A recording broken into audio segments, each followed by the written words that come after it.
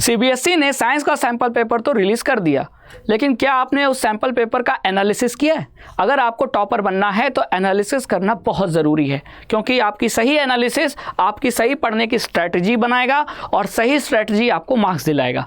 तो आज के इस सेशन में मैं आपके लिए एनालिसिस लेकर आया हूं सैंपल पेपर का, जिसमें मैं ये बताऊंगा कि सैंपल पेपर में जो आपके साइंस के सिलेबस से किस चैप्टर से कितने क्वेश्चन पूछे गए, है ना। तो ज़रा गौर करते हैं सैंपल पेपर पे। सैंपल पेपर अगर आप साइंस का देखोगे तो टोटल 39 क्वेश्चन पूछे गए हैं 5 सेक्शन में, है ना। सेक्शन ए से लेकर ई तक में टोटल 39 क्वेश्चंस हैं और कुछ क्वेश्चन में इंटरनल चॉइस भी है। तो मैं आगे आपको जब बताऊंगा नंबर, तो वहाँ जहाँ सर्कल आपको मिलेगा समझ जाना कि वो इंटरनल चॉइस है, ठीक है।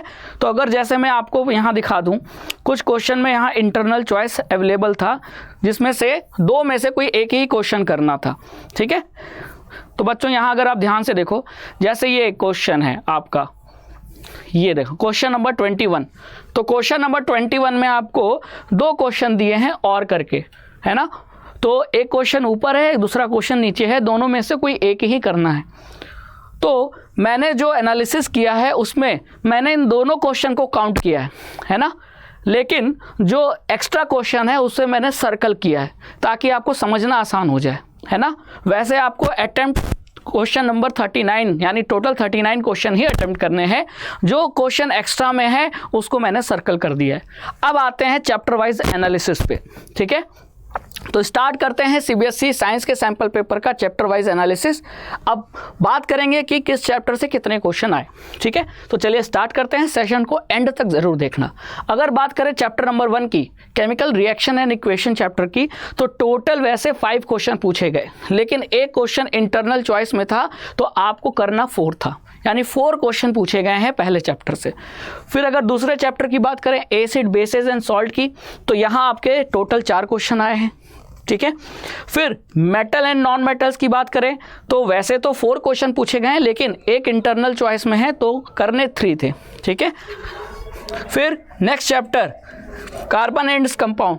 कार्बन एंड्स कंपाउंड की अगर बात करें तो टोटल 3 क्वेश्चन पूछे गए हैं, जिसमें से 2 ही करने थे, एक आपका इंटरनल चॉइस में था, ठीक है।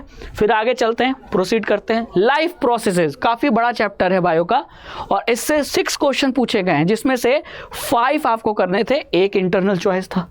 तो यानी एनालिसिस से ये तो समझ में आ गया कि बायो में ये वाला चैप्टर बहुत इंपॉर्टेंट है, इसको तो पूरा पढ़ना है, क्योंकि वेटेज आप देख रहे हो बहुत ज़्यादा है, बहुत ज़्यादा क्वेश्चन पूछे गए, है ना बच्चों। फिर बात करें कंट्रोल एंड कोऑर्डिनेशन चैप्टर की, केवल 2 क्वेश्चन, है ना। फिर how do organism reproduce, total 3 question, लेकिन करने 2 थे, एक इंटरनल चॉइस में एक्स्ट्रा क्वेश्चन था, ठीक है। फिर हेरिडिटी एंड इवोल्यूशन की बात करें तो 3 क्वेश्चन, लाइट की बात करें तो 3 क्वेश्चन, और 3 क्वेश्चन में आपके न्यूमेरिकल ज़्यादा पूछे गए। तो लाइट चैप्टर से थ्योरेटिकल कम, न्यूमेरिकल ज़्यादा पूछा गया। थ्योरेटिकल भी आ सकता है, ऐसा ज़रूरी नहीं, लेकिन अगर लंबे क्वेश्चन आएंगे तो वो लाइट के न्यूमेरिकल्स ही बनेंगे। तो न्यूमेरिकल पॉइंट ऑफ व्यू से लाइट चैप्टर बहुत इंपॉर्टेंट है, ठीक है।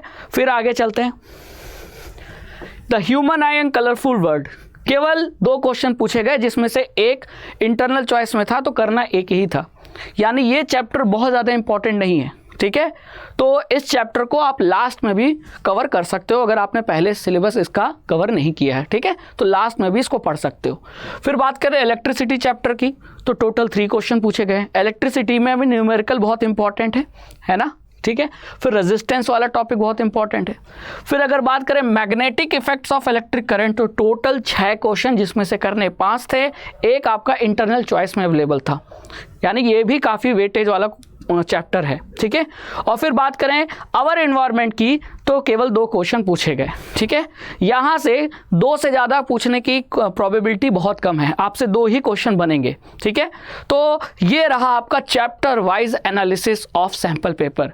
आई होप इस एनालिसिस से आपको प्रिपरेशन की स्ट्रैटेजी बनाने में मदद मिली होगी, और ऐसे मोर वीडियोस में लाता रहूँगा। स्टे ट्यून्ड विथ अड्डा 24/7 class 9 and 10 YouTube channel. Thank you so much.